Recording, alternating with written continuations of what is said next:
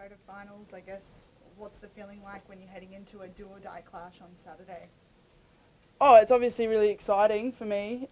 It's my first finals that I've played in. Unfortunately, I missed out last year due to injury. There's a huge, just electric atmosphere around the club. Everyone's up and about. Everyone's just excited to play, and I think that will all turn out on Saturday when it all comes to clash at the Gabba. Have you spoken to some of those other girls in the side who did play in those big games early on, and what that experience is like, and what you need to be able to do?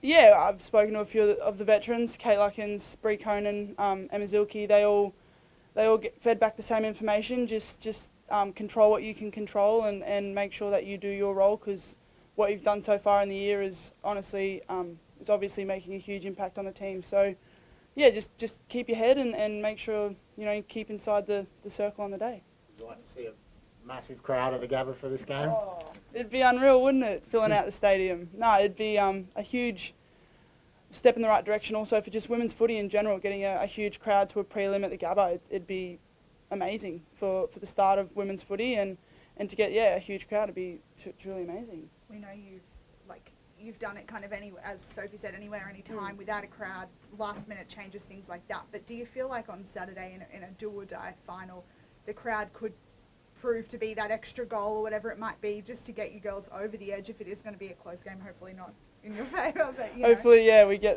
that jump on them early. No, we've had that mentality of anywhere, anytime. We're happy to play, but I think having the home crowd advantage would definitely. I personally love playing in front of a crowd. The girls love playing in front of crowds. It definitely gives you that tingling sensation, and knowing that you're playing for something bigger, for a spot in the grand final. It truly is. Makes you even more hungrier. So I think getting the crowd down there and getting noisy. I remember when Courtney kicked her goal against North, and I think there was about 10,000 people there, and you could just hear it erupted, and it just makes you feel like you get hungry and you just want to win more, and it's amazing. And we were just saying off camera just then, and I know there's a lot of things that have got to go right for this to happen, but year one they lose the Gabba grand final here. You girls win, Adelaide lose in their final. There's Gabba grand final kind of waiting here. That would just be the ultimate kind of good karma coming back. Yeah, it would definitely reflect on the season we've had. I think we deserve to be here, and what we've gone through, we definitely deserve. We would love to have a Gabba grand final. It would truly be the icing on top of the cake of our AFLW season. Soph nominated you as one of the players that would be best to step up and kick a goal after the siren. Would you like that opportunity, so we can get two after the siren wins over Collingwood in the same week and a bit? Thanks, Soph.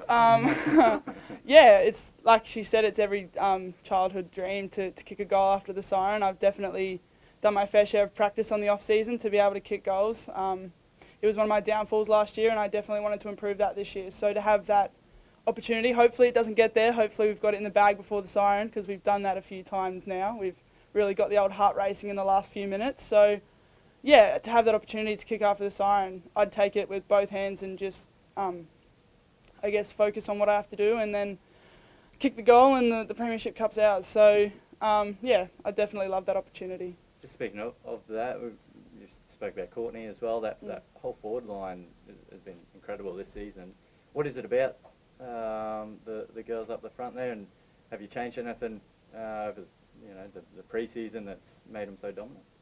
I think we've all just gotten a lot closer. We all know each other's weapons. We all know how each other plays. So I think obviously bringing Courtney Hodder in, she adds that bit of X factor, and she adds that bit of something new to our forward line. We've got Jessie Wardlaw in there, who's just clean up front and loves the competition, and then Loz Arnell, who's just got a very strong head on her shoulders. So she brings us all back down to earth and makes sure we know what we're doing and all that. And then you got the likes of Greta Bodie and Jessica Wushner, who's also 5 years playing. So we've got the